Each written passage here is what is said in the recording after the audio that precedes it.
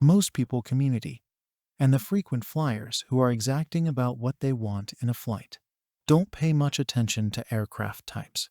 That's a mistake, because the type of aircraft operating your flight can have a huge impact on the overall flight experience, especially if you're flying economy, where every advantage helps, especially when you consider that an A330 on one airline may mean older seats and no mood lighting, whereas on another, the same model could have a much more modern and comfortable cabin. Knowing what to look for as you search for flights to book takes quite a depth of knowledge and interest, and most people don't have time for that. These are the top 5 to aim for if you want a better flight. Airbus A350. The A350 has entered a number of airlines' fleets over the past few years, and it is quickly becoming a passenger favorite. This fuel-efficient twin-engined, long-haul plane is unbelievably quiet and boasts a lower cabin altitude, higher humidity, taller ceilings, and bigger windows. It's a good bet. It will also have all the modern airplane perks like mood lighting and the latest entertainment systems and Wi-Fi. Oh, and then there's the stunning tail camera. Seats in economy are usually laid out in a 3-3-3 configuration, the same as most Boeing 787s. But the A350 cabin is wider, so everyone gets more room to stretch out.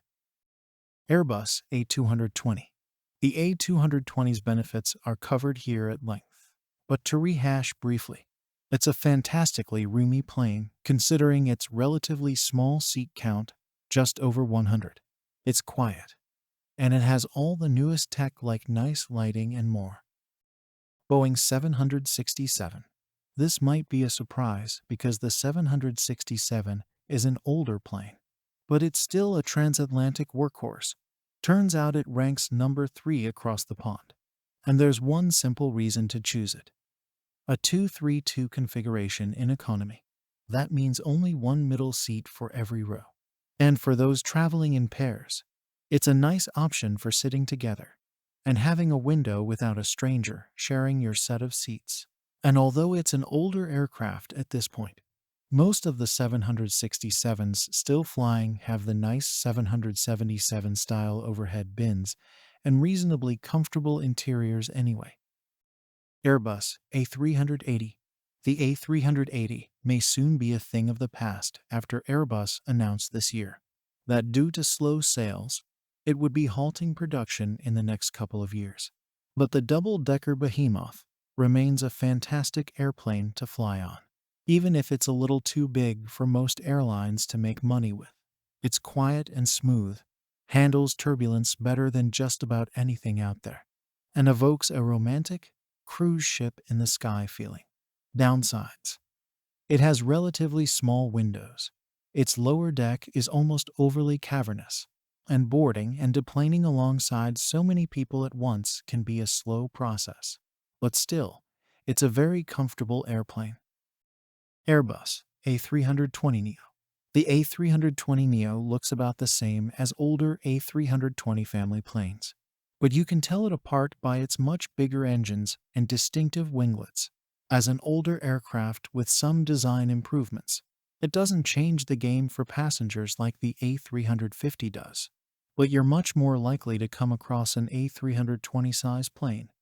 And if you do, the big plus is a much quieter flight, plus likely a more modern cabin with nice lighting. It's also fuel efficient and puts out less emissions. Downsides.